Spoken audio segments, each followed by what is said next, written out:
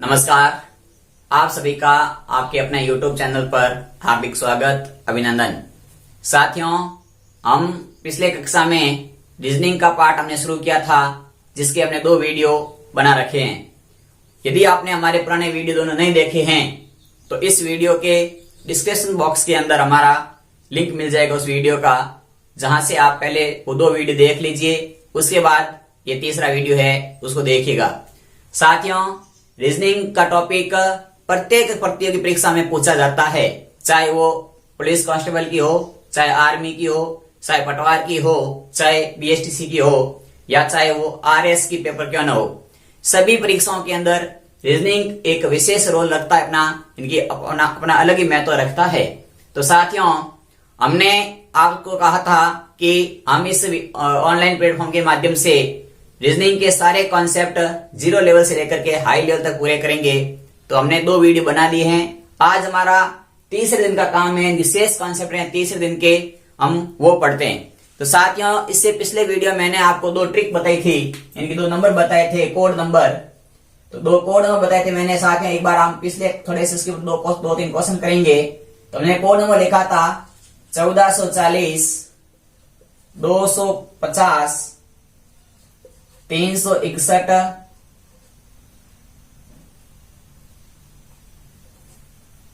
361,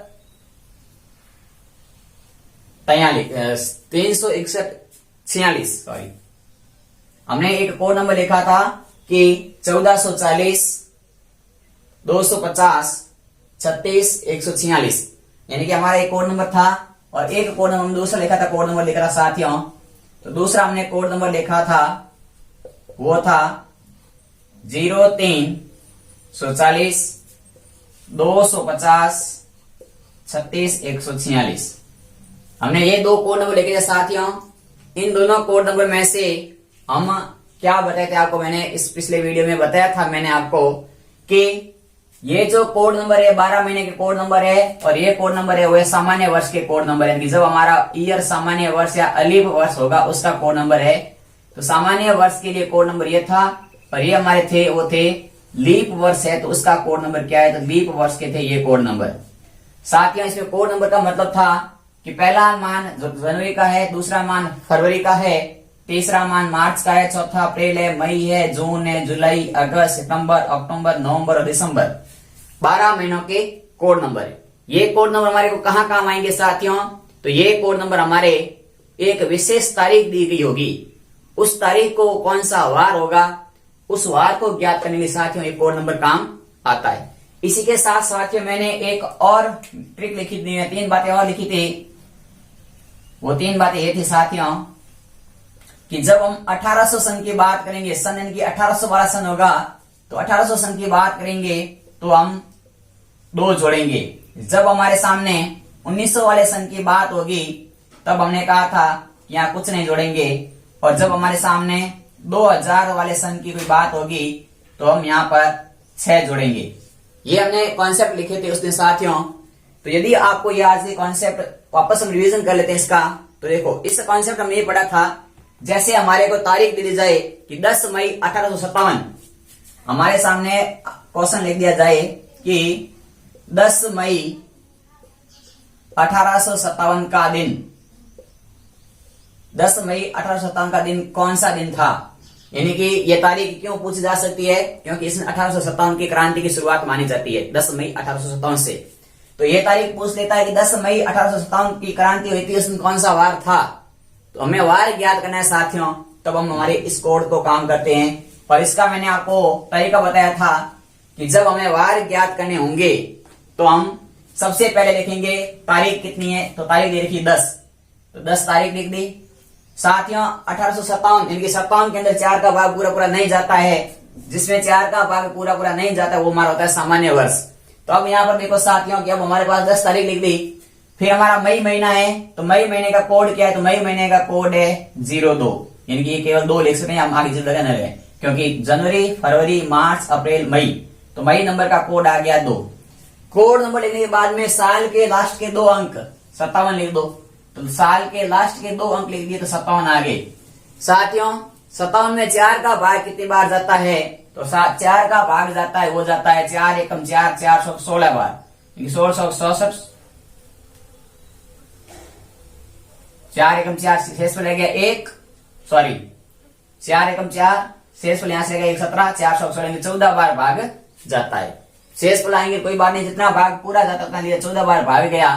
अब देखो साथियों, यहाँ पर 10 है, यहाँ पर 2 है, यहाँ पे 57 है, यहाँ पे 14 है, इन सबका योग करेंगे तो 9 और 4 13 का 3 हासिल 1, 1 और 1 2, 2 और 5 7 और 1 8, 83, इनकी 83 आ गया साथियों। अब हमारे को क्या है कि हमें कहा था, अभी लिखा हुआ है आपके सामने लिखा हुआ है कि जब हमारा यहाँ पर साल 1800 की बात होगी तो हम 2 जोड़ेंगे, तो हम 83 में 2 जोड़ देंगे साथियों, तो हमारा हो जाएगा 85 85। अब हमें क्या काम करना है, 85 में विषम दिनों की संख्या ज्ञात करनी है। जो मैंने बताया था कि विषम दिन हम कैसे ज्ञात करेंगे, तो विषम दिन ज्ञात करते हैं तो 85 के अंदर 7 का लगाएंगे भाग। जब 85 में 7 का भाग लगे तो 12 7 84, शेष पर रह गया 1, तो विषम दिन आ गया यहाँ पर 1, यानी भाग 12 बार गया, विषम दिन आ गया 1 दिन आ गया साथियों। और मैंने आपको बताया था कि जब हमारा शेष फल 1 आएगा वो हो जाएगा रविवार, यदि शेष फल 2 आता है तो हो जाता है सोमवार, यदि शेष फल 3 आता है तो वो हो जाता है मंगलवार, यदि शेष फल 4 आता तो हो जाता बुधवार, यदि शेषफल 5 आता तो वो हो जाता गुरुवार, यदि शेषफल 6 आता तो वो हो जाता शुक्रवार, और यदि शेषफल 0 आ जाता तो वो आ जाता हमारा शनिवार। मैंने ये भी कॉन्सेप्ट आपको लिखाया था। तो आज देखो हमारा शेषफल आ गया है 1 आ गया मतलब रविवार, तो इस दिन तो हमारे क्रांति की शुरुआत होती है, उस दिन वार था हमारा, वो वार था रविवार। तो साथियों आपको ये कॉन्सेप्ट समझ में आया होगा, जल्दी से आप इसको नोट कर लीजिए एक बार। फिर हम एक और क्वेश्चन करते हैं इसी पर, ऐसे 2-3 क्वेश्चन करते हैं ताकि हमारा ये कॉन्सेप्ट क्या है वो हम पूरे तरीके से समझ जाएंगे। चलिए आपने सबने नोट कर लिया। तो साथियों हमारे सामने क्वेश्चन लिखा है कि 5 जून 2008 का दिन क्या होगा और 16 दिसंबर 1971 का दिन क्या होगा।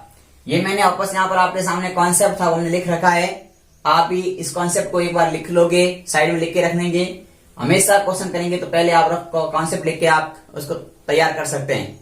अब क्या है कि हमारे को दिन निकालना है, तो साथियों दिन निकालने के लिए एक मैंने आपको फॉर्मेट बता रखा है कि सबसे पहले लिखेंगे हम तारीख कितनी हो, तारीख लिखेंगे। तारीख लिखने के बाद में उस माह का कोड क्या है, तो उस माह का कोड लिखेंगे। कोड लिखने के बाद में सन के 2 अंक, इनके कौन से साल के पीछे के 2 अंक, और 4 का भागफल, 4 का भागफल लिखेंगे। इन सबको जोड़ेंगे। इन सबको जोड़ने के बाद में 1800 की बात होती है, 1900 की बात होती है या 2000 की बात होती है वो लिखेंगे।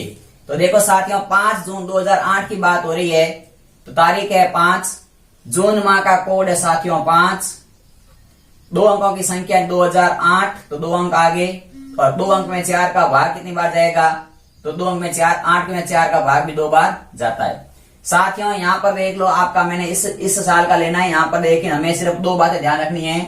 सामान्य वर्ष में तो जनवरी फरवरी का कोड ये होता है, और लीप वर्ष में जनवरी फरवरी का कोड 03 होता है, बाकी सब सेम है। तो यहाँ से ले लो या यहाँ से ले लो, कोई फर्क नहीं पड़ेगा। अब इनको जोड़ेंगे, साथ इनका जोड़ आ गई हमारे पास में, आ गई वो आ गई 20, क्योंकि 5 और 5 10 और 8 2 20। अब हमारी बात हो रही है 2008 की, तो हमने कहा था कि जब भी हमें 2000 की बात होगी तो उसमें 6 जोड़ देंगे। तो साथियों 20 में हमने 6 जोड़ दिया तो हमारे पास में आ गया 26। 26 में विषम दिन कितने, 7 का भाग लगा दिया, तो 7 3 21, पीछे रह गए 5, यानी कि शेष दिन आ गए, यानी कि विषम दिन आ गए 5। और जब मैंने कहा है कि शेष पहले 5 आएगा तो वार हो जाएगा गुरुवार, तो यहाँ पर वार क्या हो गया, गुरुवार। ये था ट्रिक। इसी प्रकार देखो 16 दिसंबर 1971 को हमारा कारगिल विजय दिवस की मनाते हैं, इसी दिन में विजय मिली थी, तो इस तारीख का दिन पूछा जा सकता है।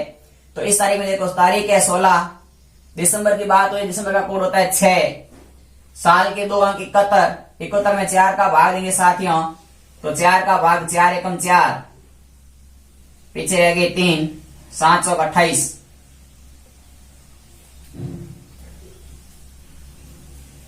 18 चौक 72 होते हैं, 17 बार भाग गया। अब देखो साथियों इसमें देखो 6 और 6 12, 12 रहे 13, 13 7 20 हासिल 2, 2 और 1 3, 3 और 7 10 और 1 11, 110 आ गया। अब हमारी यहाँ बात हो रही है 1900 की बात हो रही है, तो 1900 की बात हो रही है, हम कुछ भी नहीं जोड़ेंगे, तो हमें 110 में 7 का भाग लगा देंगे साथ में सीधा सा।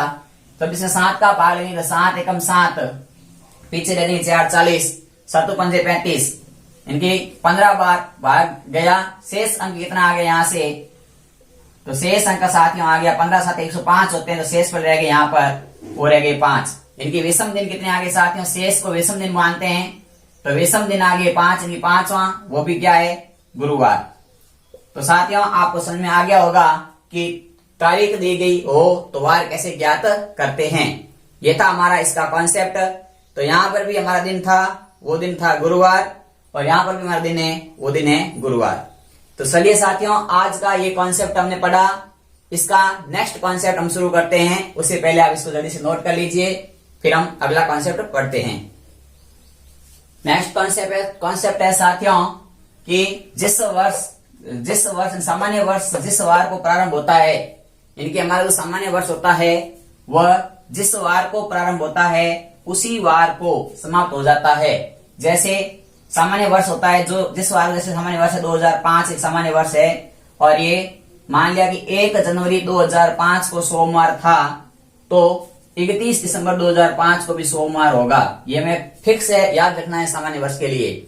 हमें पूछे 1 जनवरी को ये वार है तो 31 दिसंबर को कौन सा वार होगा, यदि साल एक जैसा है, इनकी साल सेम है 2005 है, तो सामान्य वर्ष है तो सेम वार होगा। लेकिन लीप वर्ष में जिस वार को प्रारंभ होता है उसी वार के अगले वार पर समाप्त हो जाएगा। जैसे देखो 1 जनवरी 2008 लीप वर्ष है, और 1 जनवरी 2008 को मंगलवार था, तो 31 जनवरी 2008 को अगला वार मंगलवार के बाद में आता है बुधवार। तो ये थे 2 कॉन्सेप्ट, इसके लिए आप जल्दी से तो नोट कर लें। फिर हम पढ़ते हैं आज का कॉन्सेप्ट जो मोस्ट इंपोर्टेंट है कि पूरे साल के अंदर कौन कौन से महीनों का कैलेंडर एक जैसा रहता है। साथियों हम पढ़ते हैं कि जो हमारा सामान्य वर्ष होता है उनमें कौन कौन से महीने का कैलेंडर होता है वो एक जैसा होता है, और एक होता है कि लीप वर्ष है, तो लीप वर्ष में कौन कौन से महीने का कैलेंडर एक जैसा होता है। कैसे समझते साथियों, तो देखो हमने अभी कोड पढ़े थे, आपने सामान्य वर्ष का कोड पढ़ा था आपने 1440, 250, 36, 146। यहां आपने पढ़ा था 03, 40, 250, 36, 146। ये आपने दोनों के संख्याओं के दोनों वर्षों के कोड पढ़ रखे हैं आपने। अब साथियों क्या होता है कि हमारे को पूछा जाता है कि सामान्य वर्ष होता है जो लीप वर्ष है, अलीप वर्ष, इनकी लीप वर्ष नहीं है, सामान्य वर्ष की बात हो रही साथियों। तो सामान्य वर्ष के अंदर कौन कौन से महीने सेम होते हैं, तो आपको मैं बता देता हूं। जिस महीने का कोड एक जैसा होता है वो महीना आपस में एक जैसा होगा। तो देखो यहाँ जनवरी का कोड 1 है और अक्टूबर का कोड भी 1 है, तो सामान्य वर्ष में जनवरी का कैलेंडर अक्टूबर के कैलेंडर के जैसा होगा। इसी प्रकार फरवरी का कैलेंडर, मार्च का कैलेंडर और नवंबर का कैलेंडर एक जैसा होता है, यानी कि फरवरी, मार्च और तीसरा हफ्ता होता है नवंबर, इनके तीनों महीनों के कैलेंडर एक जैसे होते हैं। फिर आता है अप्रैल महीने का कैलेंडर और जुलाई महीने का कैलेंडर एक जैसा होता है। तो अप्रैल का कैलेंडर होता है साथियों, अप्रैल का कैलेंडर होता है जुलाई के जैसा होता है। इसी प्रकार मई और जून का कैलेंडर और अगस्त का कैलेंडर सामान्य वर्ष में अलग अलग होते हैं, लेकिन सितंबर और दिसंबर का कैलेंडर एक जैसा होता है। तो सितंबर और दिसंबर का कैलेंडर, सितंबर व दिसंबर का कैलेंडर होता है साथियों, वो एक जैसा होता है। अब देखो जिसके कोड नंबर सेम नहीं है तो कौन कौन सा, मई, जून व अगस्त। मई, जून और अगस्त माह के कैलेंडर अलग अलग होते हैं, एक जैसे नहीं होते हैं। तो सामान्य वर्ष में यदि आपको पूछ ले कि 1 जनवरी 2005 को सोमवार था, तो 1 अक्टूबर 2005 को कौन सा वार होगा। तो साथियों ये सेम कैलेंडर होते हैं, इनकी जो कैलेंडर यहाँ जनवरी का होता है महीना होता है वही अक्टूबर जैसा होता है, तो अक्टूबर का तारीख भी वो सेम वार होगा। इसी प्रकार हम लीप वर्ष में बात करें तो लीप वर्ष में देखो साथियों आपके सामने लीप वर्ष के अंदर जनवरी माह का कैलेंडर, अप्रैल माह का कैलेंडर और जुलाई माह का कैलेंडर एक जैसा होता है। लीप वर्ष में क्या होता है, जनवरी, अप्रैल और जुलाई एक जैसे होते हैं। इसी प्रकार फरवरी, अगस्त एक जैसे होते हैं। फरवरी, अगस्त एक जैसे होते हैं। इसी प्रकार साथियों मार्च और नवंबर एक जैसा होता है। मार्च, नवंबर एक जैसे होते हैं। इसी प्रकार साथियों मई, जून के इसी से होता नहीं है। और अपना सितंबर और दिसंबर एक जैसा होता है। सितंबर और दिसंबर एक जैसा होता है, तो सितंबर और दिसंबर एक जैसा होता है। अब देखो साथियों यहाँ पर हमने देखा जनवरी आ गई, फरवरी आ गई, मार्च आ गया, अप्रैल आ गया, मई नहीं आया, जून है, जुलाई आ गया, अगस्त आ गया, सितंबर आ गया, अक्टूबर नहीं आया साथियों। यहाँ पर अक्टूबर अलग है तो अक्टूबर नहीं आएगा। तो यहाँ पर कौन कौन से महीने हो गए, तो यहाँ पर हो गया मई, जून और अक्टूबर। इन तीनों महीनों का कैलेंडर यहाँ अलग अलग होता है। आपको इसमें देखो क्वेश्चन कैसे पूछे जाएंगे, मैंने आपको क्या बताया कि जिस महीने का कोड एक जैसा है वह महीना आपस में समान होगा। जिस महीने का कोड एक जैसा है वह महीना आपस में समान होगा, और जिस महीने का कोड अलग अलग है तो उसका कैलेंडर भी अलग अलग होगा। अब साथ में हमें यह पूछा जाएगा, प्रश्न के सीधे सीधे पूछा जाएगा कि लीप वर्ष में फरवरी माह किस माह के जैसा होता है। 4 ऑप्शन दे देगा आपको, अप्रैल, जुलाई, अगस्त, नवंबर। तो आपको आंसर बताना पड़ेगा कि फरवरी माह है वो लीप वर्ष में अगस्त जैसा होता है।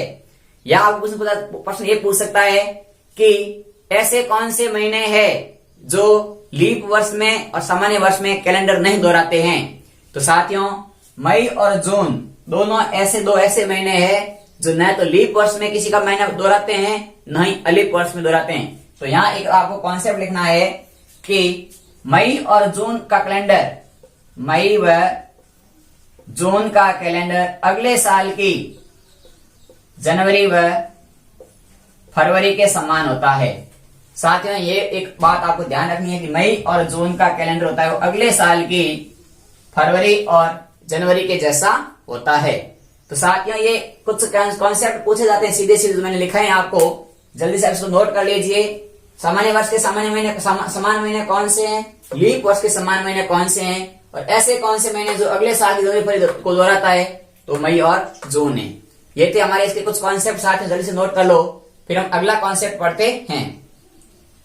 अगला कॉन्सेप्ट है कि कैलेंडर पूरा का पूरा कब पुनरावृत होता है। पूरा पुनरावर्तन कब होता है कि जैसे कैलेंडर इस साल का है 2020 का, तो वो वापस पूरा का पूरा कैलेंडर पुनरावृत कब होगा, इनकी वापस पूरा रिपीट कब होगा, कितने सालों बाद होगा साथियों। इसके लिए हम कॉन्सेप्ट पढ़ते हैं। तो कैलेंडर की पुनरावृत्ति के बारे में पढ़ते हैं। तो सबसे पहले हमें जिस सन का कैलेंडर पूछा जाता है, यानी कि हमें जिस सन की बात होती है, जिस वर्ष का कैलेंडर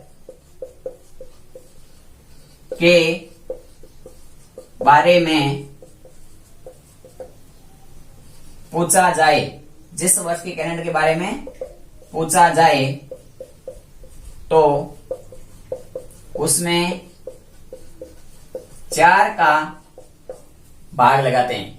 जैसे कि आपको जो भी कैलेंडर के बारे में जिस साल का पूछा जाए उसके 2 अंकों उसमें उस कैलेंडर के 2 अंकों में 4 का भाग लगाते हैं, शेष के 2 अंकों में। तो 2 अंकों में 4 का भाग लगाते हैं। जैसे आपने को पूछ लिया कि 2017 का कैलेंडर वापस कब रिपीट होगा, तो जब 2 अंकों का भाग 4 का भाग लगाते हैं, शेषफल यदि हमारा 1 आता है, जब शेषफल 1 आ जाए तो उसमें 6 जोड़ देंगे। जब शेषफल 2 या 3 आ जाए, 2 या 3 आ जाए तो उसमें 11 जोड़ते हैं। और जब शेषफल 0 आ जाए तो उसमें 28 जोड़ेंगे। ये 3 कॉन्सेप्ट है। यानी कि साल के कोई भी साल का कैलेंडर हमें पूछ लिया जाए कि 2017 का कैलेंडर है वो वापस कब रिपीट होगा पूरा का पूरा, तो 2017 है तो आप 17 में 4 का भाग लगाओ। 17 में 4 का भाग लगाया तो शेषफल आ गया 1। अब शेषफल 1 आ गया है तो उसमें 6 जोड़ना है। मतलब किसमें 6 जोड़ना है, उस साल में 6 जोड़ना है, तो 17 में 6 जोड़ देंगे तो 2023, यानी कि जो कैलेंडर 2017 का है वही कैलेंडर 2023 का होगा। इसी प्रकार साथियों में पूछा जा सकता है कि 2020 वाला कैलेंडर कब रिपीट होगा, तो 2020 वाला कैलेंडर हमने 4 का भाग दिया और 4 का भाग दिया, भाग पूरा पूरा चला गया, शेष वाला आ गया 0, तो शेष वाला 0 आ गया है, तो 28 साल बाद में है तो आगे 6 साल और जोड़ दें। यदि शेष वाला 2 आता है तो आगे 11 साल, 2 या 3 आता है तो 11 साल जोड़ दें, और यदि शेष वाला 0 आ जाता है तो 28 जोड़ दें। साथियों एक यहाँ कॉमन बात ध्यान रखना कि प्रत्येक कैलेंडर अपने 28 साल बाद में पुनरावृत्ति करता है। सामान्य बात पूछे आपको कि सामान्यतः प्रत्येक कैलेंडर कितने सालों बाद पुनरावृत्त होता है, तो सामान्यतः कैलेंडर होते हैं वो 28 साल बाद में वापस पुनरावृत्ति करते हैं। लेकिन कुछ नजदीकी पुनरावृत्ति पूछ ले, जैसे पूछा 2017 का कैलेंडर कब पुनरावृत्त होगा, तो 2023 में होगा। क्यों? क्योंकि 17 में 4 का भाग गया, शेष वाले 1 आ गया, शेष वाले 1 आ गया, 6 जोड़ दिए, 6 जोड़े तो 17 में 6 जोड़ते हैं 23 हो जाते हैं। ये कॉन्सेप्ट साथियों था जो बहुत इंपॉर्टेंट कॉन्सेप्ट है। इस कॉन्सेप्ट का आधार हम क्वेश्चन करते हैं जिससे हमें बहुत ही अच्छे तरीके से कॉन्सेप्ट समझ में आएगा। तो जल्दी से आप इस क्वेश्चन को नोट कर लीजिए, फिर हम इसका एक क्वेश्चन लिखते हैं जो इस प्रकार से आपके सामने स्क्रीन पर है। तो देखो साथियों क्वेश्चन लिखा है कि सोनू ने अपना जन्मदिन 12 मार्च 2017 को बुधवार को मनाया। यदि वह अपना अगला जन्मदिन भी बुधवार को मनाना चाहती है तो उसे कितने साल का इंतजार करना पड़ेगा। अब साथियों क्वेश्चन इस प्रकार से आएगा हमारे सामने, ये नहीं पूछेगा कि 2017 के बाद कैलेंडर कौन सा कैलेंडर वापस आएगा। अब यहां से देखो बात क्या साबित हो गई कि 12 मार्च 2017 को बुधवार है तो वापस कौन से साल की 12 मार्च को बुधवार आएगा, वही तभी कैलेंडर सेम कहलाएगा। कैलेंडर की पुनरावृत्ति हो रही है तो देखो सबसे पहले कौन से सन की बात हो रही है इसमें, तो 2017 की बात हो रही है। तो सीधी सी बात है आप 17 में 4 का भाग लगा हुआ तो आगे सामने शेष वाला आएगा, वो आएगा 1। अब शेष वाले 1 आता है, मैंने कहा था कि शेष वाले 1 आ जाए 6 जोड़ दो, यानी कि इसको 6 साल का इंतजार करना पड़ेगा, वापस ही अपना जन्मदिन 2023 में मनाएगी तब बुधवार ही होगा। तो साथियों इसका कैलेंडर का क्वेश्चन इस प्रकार से आता है, तो हमें जो सन दिया हो, कॉन्सेप्ट क्या है कि जो सत्र हमें दे रखा है उस सत्र के लास्ट 2 अंकों में 4 का भाग लगेंगे, और यदि 4 का भाग लेने के बाद शेष वाला 1 आता है तो 6 साल जोड़ देंगे, शेष वाले 2 या 3 आ जाते हैं तो 11 साल जोड़ देंगे, और शेष वाला 0 आ जाता है तो सीधे से साथ यहाँ 28 साल जोड़ देंगे कि नेक्स्ट जन्मदिन उसी वार को आएगा, 28 साल के बाद आएगा। ये था इसका कॉन्सेप्ट। साथियों यदि आपको आज का वीडियो पसंद आया है तो प्लीज इस चैनल को लाइक करें, वीडियो को ज्यादा से ज्यादा शेयर करें और अपना अमूल्य प्यार बनाए रखें। धन्यवाद। जय हिंद, जय भारत।